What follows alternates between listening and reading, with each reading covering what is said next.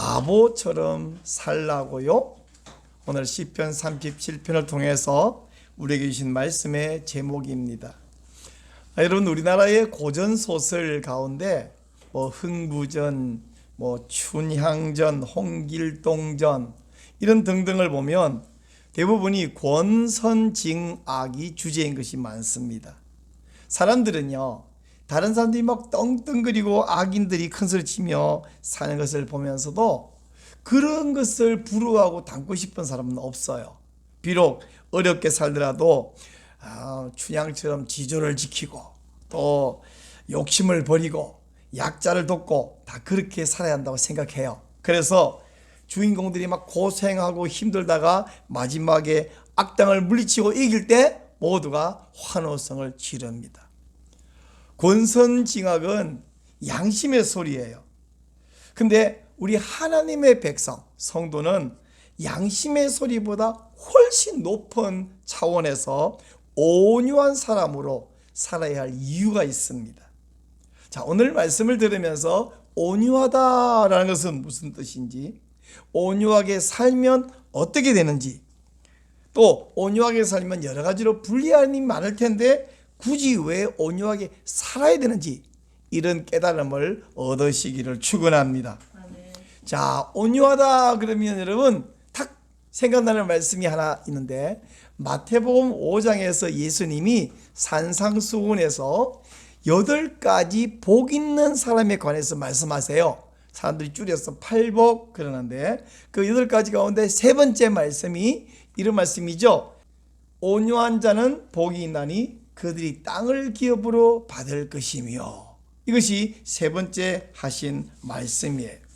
근데 예수님하고 우리하고는 2000년이라고 하는 시간 간격과 저 유대 땅이라는 것과 우리 한국 땅의 거리적 간격, 문화적 간격이 있기 때문에 이 말씀을 제가 설명을 좀 해드리지 않으면 오해의 소지가 있어요. 이 온유한 자 무슨 말인지, 복이 있다 무슨 말인지, 땅을 기업으로 받는다 무슨 말인지 세 가지를 제가 좀 설명할 필요가 있는데, 우선 마태복음에서 복이 있나니 이 말씀을 좀 설명해 드리고, 우리 읽었던 본문인 시편 37편으로 돌아가서 온유한 자, 그 다음에 땅을 기업으로 받는다 이게 무슨 말인지 말씀을 좀 드리려고 해요. 우선 복이 있다 무슨 말인지 좀 이야기할 건데요, 예수님은 유대인이잖아요. 예수님의 제자로서 이 마태복음을 기록한 마태도 유대인이에요. 게다가 사복음서 가운데 마태복음은 주된 독자 역시 유대인이에요. 즉 유대인끼리 서로 주고받는 이야기를 제대로 이해하려면 유대인들의 언어 코드를 알아야 돼. 그래서 마태복음은 헬라어로 기록됐는데, 헬라어에서 복이 있다 할 때 복이 마카리오스거든요. 그러면 그 마카리오스 헬라어 단어를 우리가 막 연구하면 어떻게 되느냐? 연구할 필요가 없어요. 마카리오스는 그냥 우리가 흔히 세속 사람들이 말하는 세속적인 복, 건강하고 잘 먹고 잘 사고 그런 거예요.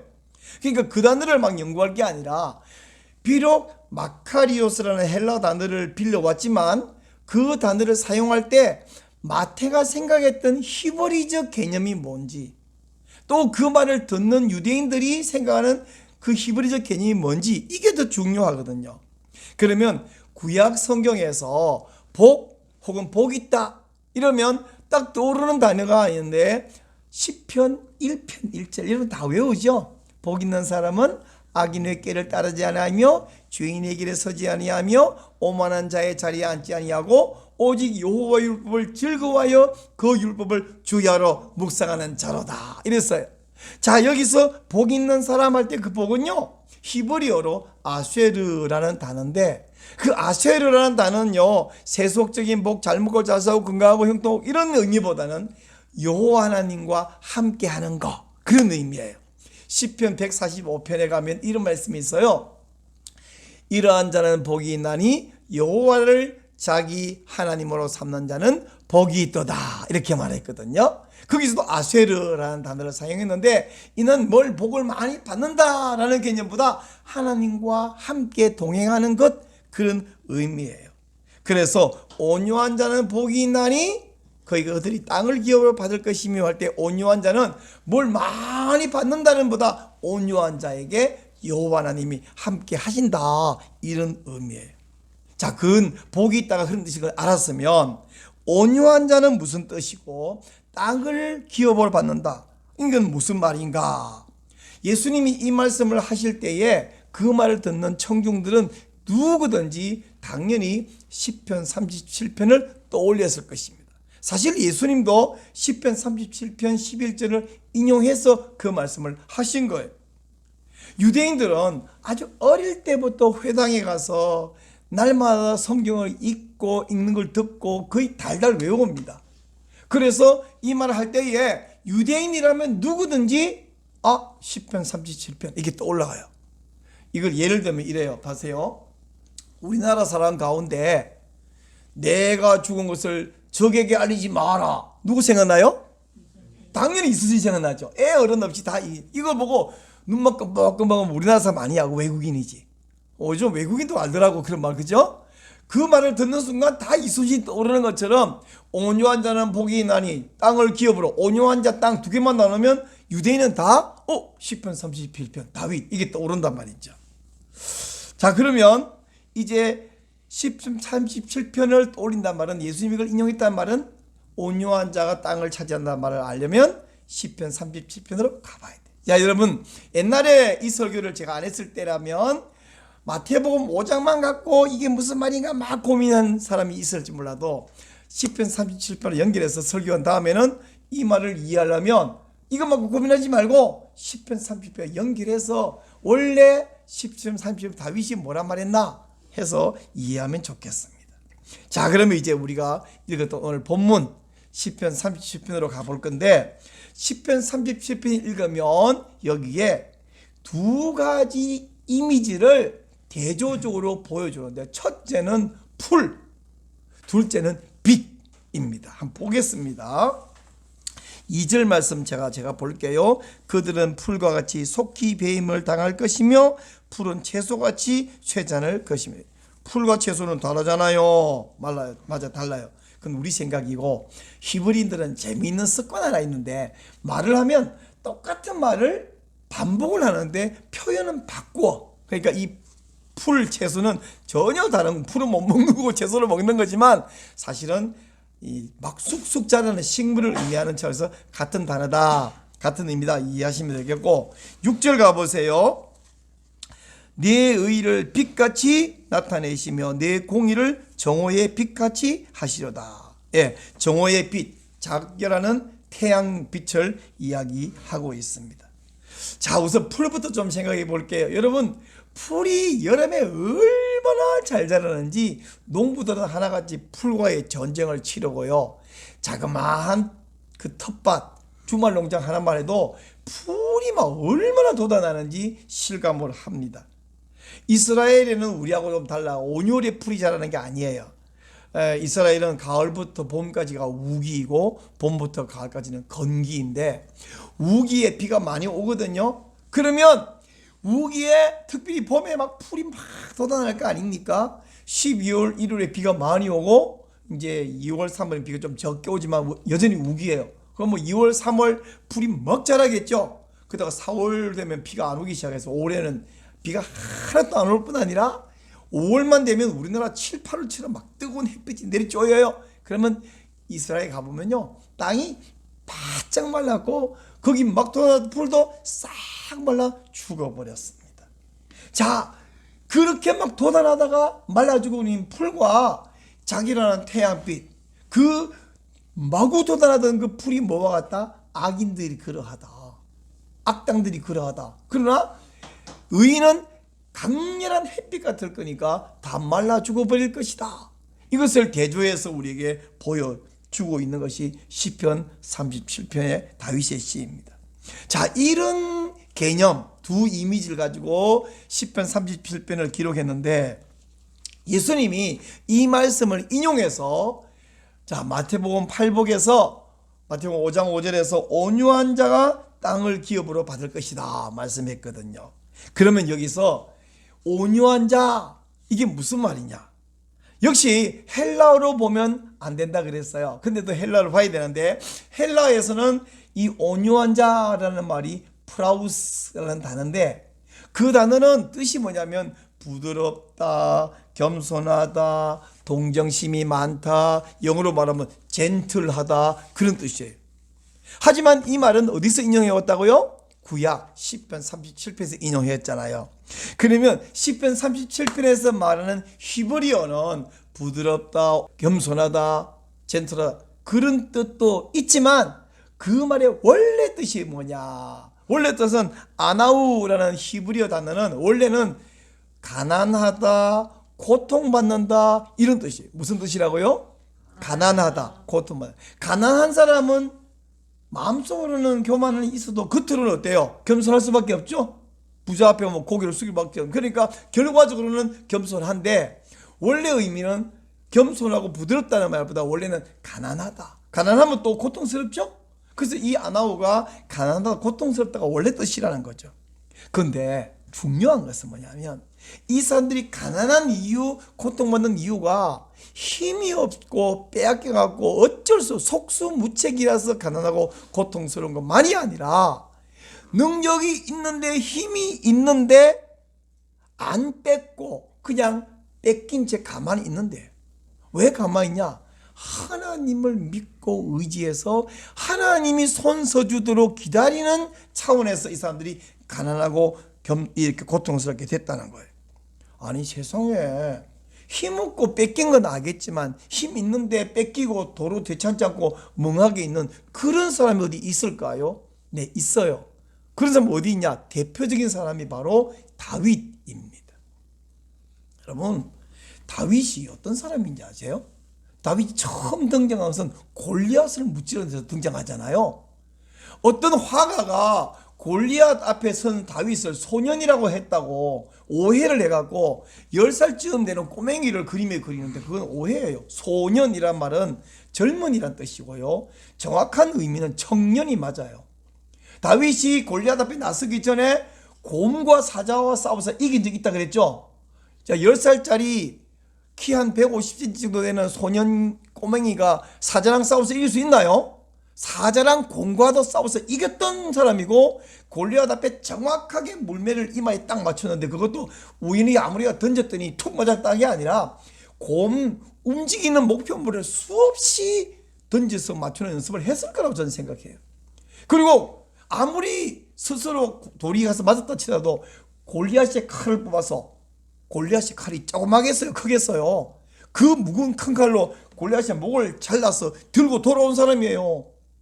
자, 이 사람하고 사울하고 싸움하면 어떻게 되겠어요? 사울은 골리앗을 못 싸운 사람인데, 근데 사울이 다윗을 죽이려고 집요하게 쫓아다니고 괴롭힙니다. 근데 다윗은 사울과 싸울 생각을 안 했고 도망만 다니는데, 사실은 사울이 다윗을 쫓아왔다가 잠잘 때나 혹은 동굴에 피했을 때나 간단하게 사울을 처치해버릴 기회가 여러 번 있었는데, 그때마다 다윗은 사울을 처치하지 않았어요. 여호와의 기름 부음 받아 세워진 왕을 내 손으로 처리하는 것은 하나님의 뜻이 아니다. 하나님이 기뻐하지 않으신다. 그리고는 그 기회를 스스로 포기했던 사람이 다윗입니다. 바보 아니야? 왜 그러지? 자기를 죽이려고 쫓아다니는 사람 죽이는 건 정당방위 아니야? 맞아요. 근데 다윗은 정당방위인 줄 자기도 아는데 안 하겠다는 거예요. 왜? 하나님이 하실 거니까. 그래서 실제로 사울은 블레셋 사람의 손에 의해서 전쟁터에서 죽게 됩니다. 하나님이 블레셋 사람 적군을 이용해서 사울을 제거했고요, 그 이후에 다윗의 고통은 끊어졌고, 그 이후에 모든 국민이 볼 때 다윗이 사울을 죽인 적이 없다. 그리고 다윗은 진짜 우리의 왕이다, 이렇게 초대했던 것입니다. 결국 주인공은 고통받지만 마지막에 모든 것을 몽땅 차지하게 돼요. 이런 의미에서 다윗이 주인공이고, 다윗뿐 아니라 오늘 저와 여러분도 주인공인 줄로 믿습니다. 사실 오늘 설교 제목을 주인공 이렇게 한번 정해볼까 생각해 본 적도 있는데, 하여간 제목은 이렇게 정했지만 여러분 주인공을 떠올리면서 오늘 말씀 함께 생각해 보죠. 시편 37편 11절에서 온유한 자는 땅을 기업으로 차지할 것이다 라고 했는데, 여기 온유한 자가 아나우, 고통받는 가난한 그런 뜻이라고 제가 말했지만, 시편 37편 안에서 땅을 차지한다라는 말이 11절 말고도 네 곳이 더 있거든요. 그 네 구절을 비교해서 보면 이 온유한 자가 어떤 자를 좀 더 선명하게 우리가 이해하고 느낄 수가 있어요. 그래서 한번 보겠는데, 37편에서 땅을 차지한다는 말이요, 9절하고 22절하고 29절하고 34절 이렇게 나오거든요. 자, 9절 읽어주세요. 진실로 악을 행하는 자들은 끊어질 것이나 여호와를 소망하는 자들은 땅을 차지하리라. 잠깐만요. 자, 누가 땅을 차지한다고요? 여호와를 소망하는 자. 그러면 온유한 자는 여호와를 소망하는 자죠. 자, 이번에는 22절 읽어주세요. 주의 복을 받은 자들은 땅을 차지하고 주의 저주를 받은 자들은 끊어지리로다. 자, 여기서는 누가 땅을 차지한다고요? 주의 복을 받은 자들. 그러니까 온유한 자는 주의 복을 받은 자와 같은 말이네요. 자, 이제 29절 읽어주세요. 의인이 땅을 차지하며 거기서 영원히 살리고. 자, 의인이 땅을 차지한다. 결국 온유한 사람은 누구예요? 의인이라는 것을 알 수 있습니다. 자, 34절 읽어주세요. 여호와를 바라고 그의 도를 지켜라. 그리하면 내가 땅을 차지하게 하실 것이니라. 악인이 끊어질 때에 내가 똑똑히 보이거다. 아멘. 자, 여기서 누가 땅을 차지하냐 하면 여호와를 바라고 그의 도를 지키는 자가 땅을 차지합니다. 결국 온유한 자라는 말은 여호와를 바라고 그의 도를 지키는 자라 하는 사실을 알 수 있습니다. 자, 이 말씀을 보면 결국 성도는, 신자는 어떻게 사냐? 여호와를 신뢰하고 의뢰하고 의지하고 따라가는 것이 바로 성도의 삶이라는 것을 알 수 있어요. 여러분, 신자에게서 중요한 것은 이 싸움에서 이기느냐 지느냐 하는 것보다 훨씬 중요한 건 뭐냐면, 이 싸움을 하는데 악인들이 쓰는 악한 방법을 나도 사용하고 싶은 유혹을 받는데 그 유혹에 넘어가느냐 유혹을 물리치느냐, 이게 더 중요한 거예요. 성공하느냐 못하느냐, 이기느냐 못 이기느냐가 아니라 싸우는 방법이 악한 방법을 사용하느냐, 악한 방법을 물리치고 지더라도 손해보더라도 고통스럽더라도 가난해지더라도 선한 방법만 사용하느냐, 이게 우리의 싸움의 본질이라는 사실을 믿으시기 바랍니다. 사탄이 예수님에게 와서 세 가지 유혹을 했잖아요. 그건요, 너는 메시아의 본질을 버리고 내가 말하는 쉽고 편리하고 좋은 방법으로 싸워라, 이 유혹이었어요. 성전 꼭대기에서 뛰어내려라. 그러면 단방에 네가 슈퍼스타가 될 것이다. 돌로 떡을 만들어 먹으라. 그러면 네가 문제, 배고픔, 고통이 해결될 것이다. 나한테 한번 엎드려 굴복해라. 그러면 천하 만국을 다 너에게 한꺼번에 주마. 얼마나 쉽니? 여러분, 불의한 방법, 악한 방법은 쉬운 방법이에요. 근데 그 쉬운 방법은 불의한 방법이에요. 하는 방법이 아니에요. 우리 예수님은 그런 방법을 다 물리쳤어요. 제가 부끄러운 고백을 한 가지 하려고 합니다. 저는 제 일생에 이 싸움에 진 적이 있어요. 이러면 안 되는데 하면서도 한 번만 눈 질끈 감고 지나가면 되겠지. 근데 그것이 평생의 후회로 남습니다. 그런 경험을 한 이후에 제가 깨닫고 발견한 것이 뭐냐면, 한 번만 눈 질끈 감으면 어떻게 되는지 아세요? 다음번에 또 눈 감아야 되는 일이 또 발생하고, 그랬기 때문에 다음에 또 눈 감아야 하는 일이 또 발생하고. 여러분, 그거 아시죠? 거짓말 한 번 하면 다음에 그 거짓말을 덮으려면 더 큰 거짓말 또 해야 되는 거 아시죠? 그러면 그 다음에 두 거짓말을 덮으려면 더 큰 거짓말 또 해야 돼. 근데 한 번만 눈 질끈 감는 것이 아니라 한 번 물리치면 다음에도 물리칠 수 있다는 사실입니다. 그러니까 한 번만 물리치면 돼요. 그럼 다음에 또 물리칠 수 있는데, 한 번만 눈 감아줘. 그러면 다음에 계속 눈 감고 또 감고 또 감고. 사랑하는 여러분, 하나님은 우리의 말과 행동만이 아니라 우리의 생각까지 다 알고 계십니다. 그러므로 온유한 사람은 어떤 사람이냐? 하나님만 신뢰하고 의뢰하고 하나님 앞에 내 생각, 말, 행동이 당당하고 떳떳하게 살아가는 그 사람이 온유한 사람이에요. 온유한 사람이 되기 위해서는 하나님만 의지하라. 하나님만. 그런 사람이 바로 복 있는 사람이고 그런 사람이 바로 땅을 차지하게 될 줄 믿으시기 바랍니다. 자, 그러면 이제 땅을 차지한다. 땅을 기업으로 상속받는다. 이게 무슨 말인지 생각해 볼 차례인데요. 창세기 12장에서 하나님이 아브라함을 찾아오셔서 약속을 해요. 아브라함아, 너와 네 후손에게 이 땅을 기업으로 주겠다. 이렇게 말씀하세요. 그리고 그 약속대로 400년 후에 여호수아 시대의 가나안 땅에 들어와서 살게 됩니다. 가나안 땅은 약속의 땅이고 하나님이 함께 하시는 땅이고 젖과 꿀이 흐르는 풍요로운 땅입니다. 그런데 구약시대에 약속한 이 땅은 상징이에요. 상징. 이 가나안 땅은 천국의 상징, 천국의 모형이지 완성된 천국은 아닙니다.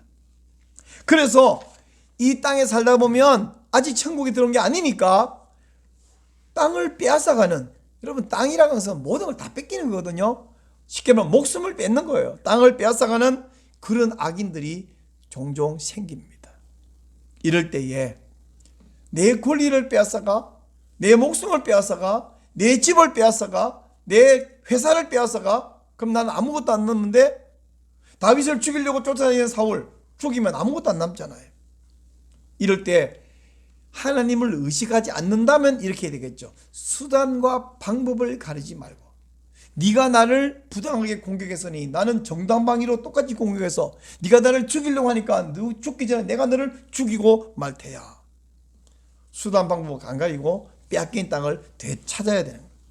하지만 하나님만 의지하고 하나님을 바라보고 하나님만 기다리는 사람은 비록 땅을 빼앗길지라도, 비록 목숨을 빼앗길지라도 악한 방법은 동원할 수 없어. 하나님이 기뻐하지 않는 네가 쓰는 같은 악한 방법으로 내가 너를 싸울 수는 없어 하고 그 방법을 사용하지를 않습니다. 빼앗길지라도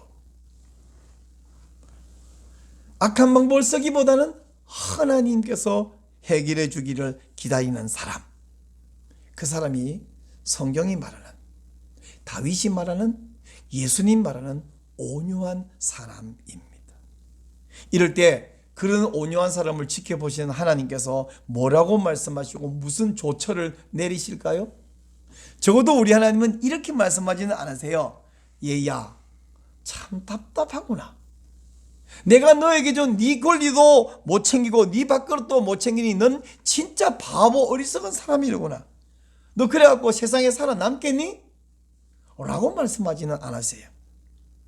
오히려 하나님은 그런 사람을 책임져 주시며 보상해 주시는 줄로 믿습니다. 하나님이 보상해 준다. 그게 바로 땅을 기업으로 받는다. 땅을 차지한다 라는 말의 뜻이에요. 그래서 좀 전에 우리 돌아가면서 한 절씩 읽고 같이 읽었던 것처럼 이런 사람에게 땅을 차지하게 해준다는 말을 시편 37편에서 무려 5번이란 말을 했잖아요. 뿐만 아니고 25절에서는 이렇게 다윗이 고백합니다. 자, 37편 25절 같이 한번 읽겠습니다. 시작. 내가 어려서부터 늙기까지 의인이 버림을 당하거나 그의 자손이 걸식함을 보지 못하였도다. 하나님이 책임져 주시기에 이런 사람이 걸식하거나 버림당하지 않더라는 것이죠. 결국 이 다윗의 고백은 다윗의 경험과 고백일 뿐 아니라 다윗의 입을 통해서 하나님이 우리에게 말씀해 주시는 하나님의 말씀이에요. 이 말은 하나님이 내가 책임지고 네가 나를 의지한다고 나를 믿는다고 너의 권리를 뺏기고도 악한 방법을 동원하지 않는 것을 볼 때에 너 나를 의지하는구나. 내가 책임지마. 내가 보상해주마. 내가 챙겨주마. 라고 하나님이 약속하고 계시는 것을 믿으시기 바랍니다. 근데 아멘을 잘 안 하는데 이유가 있어. 아멘을 하긴 해야 되는데 아멘 하는데 목소리가 약한 이유가 있는데 뭐냐면, 목사님 제가 지켜보니까 하나님이 챙겨줄 때도 있고 안 챙길 때도 있는 것 같던데요. 그죠? 아멘이 그밖에 안 나오니까 반밖에. 자, 제가 그 이야기를 하려고 합니다. 성도가 믿음으로 살고 의롭게 살고 그래서 손해보는데 꼬박꼬박 보상을 해주고 그것도 한 10배쯤 보상해주면 누가 순종 안 하겠어요? 그런 사람은 제가 뭐 하려고 설교하겠어요? 설교할 필요가 없지. 근데 하나님께서 보상을 안 해주는 것도 있던데 왜 안 해줄까? 말하자면 이 땅은 영존처가 아니기 때문이에요. 이 땅은 목적지가 아니기 때문이에요. 가나안 땅은 뭐다? 상징이다. 모형이다. 가나안 땅은 모형이지 가나안 땅은 완성된 천국이 아닌 것처럼 성도가 이 땅에서 하나님 보상해 주는 것도 여기서 다 보상해 주지 않아. 그러면 어떻게 된 건가? 여기서 다 보상 안 해준 것은 하나님이 적립해 놓으신 거야. 적립. 여러분 월급 받으면 다 쓰고 싶어요? 일부 남겨놓고 쓰고 싶어요? 다 써도 모자라죠? 나는 막 월급이 하도 많아서 써도 남다. 한번 손 들어볼래요? 나 그런 사람하고 친구하고 싶어. 세상에 없어 그런 사람. 다 써도 모자라요. 근데 다 써도 모자란다고 다 쓰면 되나요? 떼놔야 돼. 근데 잘 못 떼놨죠? 그래서 요즘 우리나라처럼 선진국, 여러분 우리나라 선진국 됐잖아요. 가난할 때는 그런 일 없는데 선진국 되니까 국가에서 월급을 강제로 떼가서 세금도 떼가지만 세금 말고 내 돈을 국가가 적립을 해놔요. 그러다가 갑자기 직장을 잃어버리면 실업급여를 주죠. 또 퇴직하면 퇴직금으로 줘요. 그리고 퇴직 이후에도 연금으로 죽을 때까지 꼬박꼬박 좋은 직장일수록 많이 떼가 쓸수록 더 많은 돈으로 꼬박꼬박 연금을. 그러면 나라가 아주 부실한 나라, 나쁜 정부면 그거 떼갔다가 나중에 떼먹으면 어떡할 거예요. 근데 좋은 정부, 건실한 나라면 어때요? 떼간 것을 잊어버려갖고 더 많이 주죠. 믿을 수가 있어요. 우리 대한민국 정부가 내 걸 떼가도 우리가 데모 안 하고 그거 나중에 가져가면 연금 돌려줘 이렇게 믿고 있었는 것처럼 하나님이 내가 하나님 뜻대로 사느라고 손해보는데 보상해준다 그래 놓고 어떤 경우는 보상해 주더니 어떤 경우는 안 해주는 것 같아. 하나님이 반만 떼먹으시는 건가 이거? 하나님이 떼잡수시나 내 거를? 아니고 어떻게 한다고요? 적립해놨다고요. 어디? 천국에. 하나님 나라에 적립했다가 천국에서 여러분에게 생명의 멸관을 주시는 줄로 믿습니다. 그래서 우리는 이렇게 찬양하잖아요. 나의 영원하신 기억 생명보다 귀하다. 나의 갈 길 다가도록 나와 동행하소서. 다같이 주께로 가까이 주께로 가오니 나의 갈 길 다가도록 나와 동행하소서. 나의 영원한 기업, 그게 생명보다 더 귀해. 천국의 상급과 멸관이 이 땅에 누리는 것보다 비교할 수 없게 더 귀하다.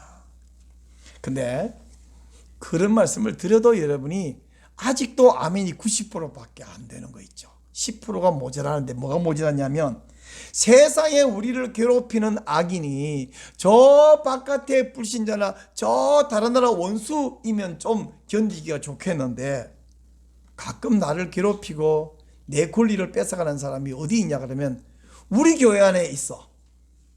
심지어는 우리 가정 안에 있어.